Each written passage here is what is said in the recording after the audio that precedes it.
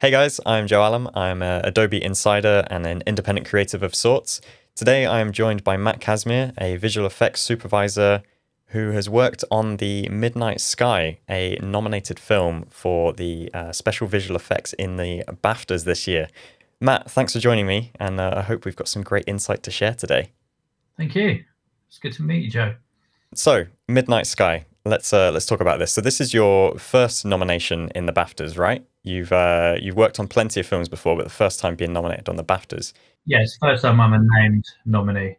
Can we talk a little bit on the journey of that? So specifically, you're mentioning a named nominee. So of course, you've worked on previous films that have been part of it, but how much prestige is involved in having your name attached to it? Oh, absolutely. I mean, it's I mean, so much. I mean, I always felt kind of slightly guilty. I'm not ever jealous, but I was always deeply proud of any film that I'd worked on that was nominated, and I'm incredibly proud of the fact that like my name's up there, and the fact that as well that the filmmakers, particularly on Midnight Sky, the director and producers, trusted me with all my mad cat ideas and allowed me the opportunity to kind of experiment. I've always had these crazy notions when it comes to visual effects, and a lot of people kind of just think I'm mad, but it kind of paid off on Midnight Sky.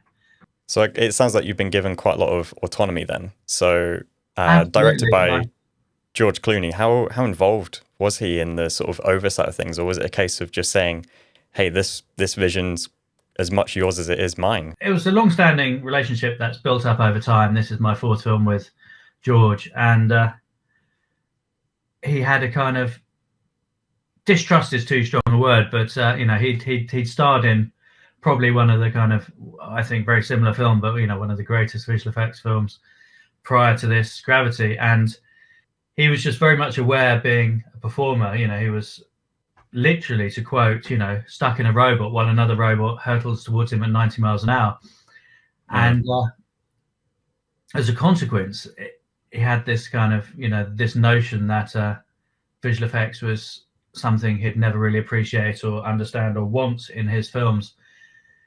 But over the course of a few films, I've gained his trust, and he realizes that I have his eye, and he can describe things in the way that he describes things, and I will translate it. I mean, originally in the script, she was just meant to have a rip in her suit, and she was, going to die of asphyxiation. She was going to suffocate. And he said, well, we saw that in Gravity, and we've been looking at all this fabulous reference you've got of, liquids in zero space.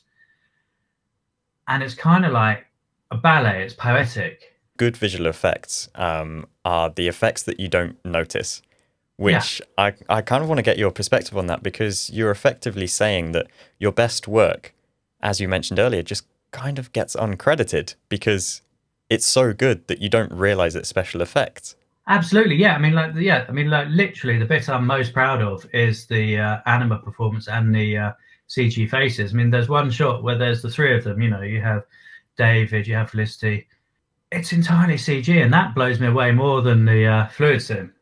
The fluid sim is choreographed beautifully and animated beautifully, but and these shots are as well. They're cut right next to existing shots of our performers on wire in a set, so there's absolutely no room for error. There's nowhere to hide, and it's not often one is given. And this is the kind of difference here, is I was given the room to create this. Ordinarily, I'd be required to give updates, and why is it taking so long? But the amount of trust that has been built up over the 3-4 films that we'd worked together on really helped kind of galvanize that, and he knew I wasn't going to let him down. Well, yeah, that's definitely a key thing, having that trust there. And it sounds as though he's sort of been brought on board with the idea of special effects can be great when they are unnoticed and when they sort of fit into the background and help elevate the narrative. You've spoken a lot about the blood in that scene and the way that it sort of comes around through the helmet and just disperses continually. How much of that is based off of reference imagery, and I imagine things like source footage from, say, NASA and other things without... It's all absolutely based on photographic source material, even down to the fact that water will adhere to something if it can wrap itself around it, but tends to bounce off a flat surface. So much so that, many arguments were had about would it adhere to her spacesuit? Would it adhere to the other characters? And that was the one thing that on early tests in September, George said, this isn't horrific. This isn't a horror film. And getting blood on the surfaces was detracting from the moment and detracting from the intimacy and detracting from the score. So it was actually a conscious decision to not have the blood penetrate the spacesuit, not have the blood to mark because that was quite an easy fix. We were controlling the entire shoot.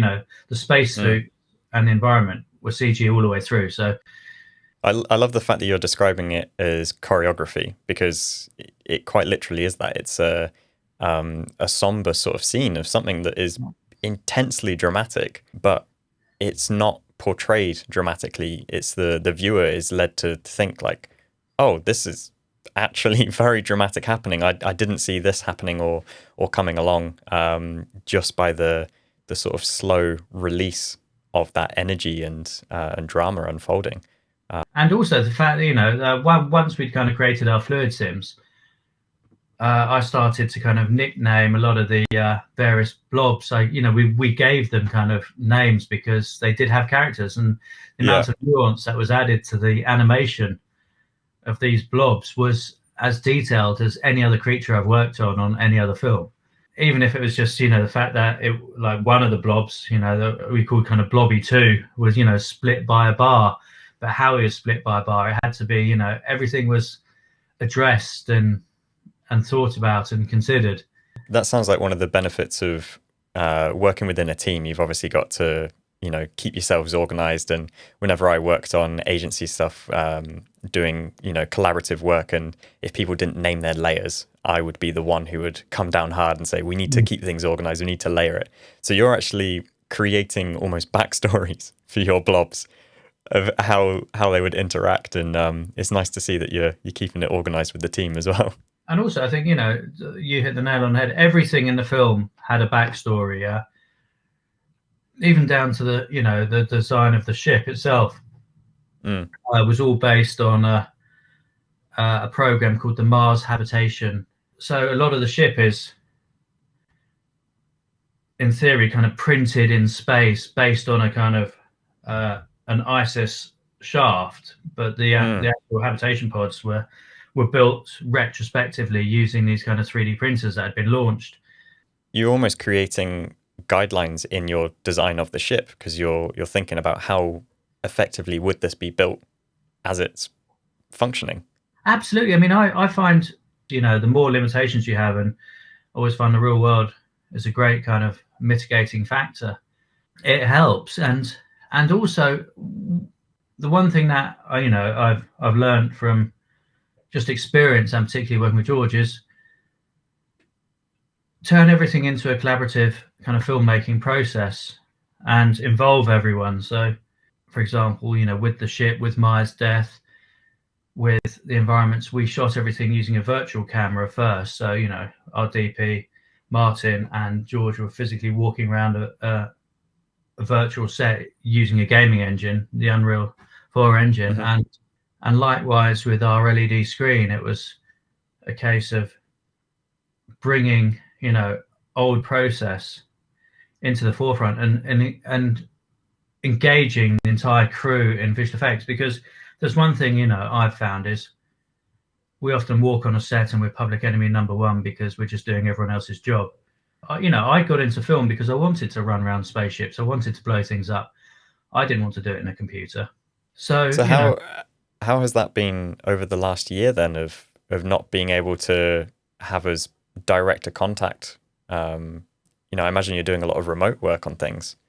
Ordinarily, there's a kind of hierarchy where when you speak to the vendors or whatever, there's a trickle down where I would get feedback from George, and then I would feed it, or Stephen, our editor, and they would trickle it down to the vendor soups. Whereas because everything was virtual, I would just kind of flick people a message and say, look, we're just discussing this, jump on. So it didn't matter where in the world you were.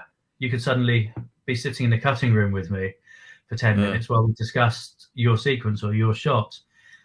And as a consequence, I found it more collaborative. So I personally found it quite liberating. That's interesting. It's yeah, I wouldn't have expected that response, to be honest. So that's that's really great to hear. Do you have any extra thoughts or directions that could be great for aspiring filmmakers and editors and people who may be, taking a direction into visual effects? Experiment. I mean, the thing is, there's loads of, technology is getting easier to use. It's becoming more and more available. And don't spread yourself too thin. I think, specialize in one thing and then find a group of people. And there's so many kind of chat rooms out there, and there's so many collaborative kind of spaces. Specialize in one thing. Don't spread yourself too thin, because if you try and do everything, you're going to do a mediocre job. Find what you're good at and practice it. I think that's excellent advice. Matt, thank you very much for joining us today, and congratulations again on the nomination. Thank you. Good luck for the BAFTAs coming up. Thank you. My pleasure.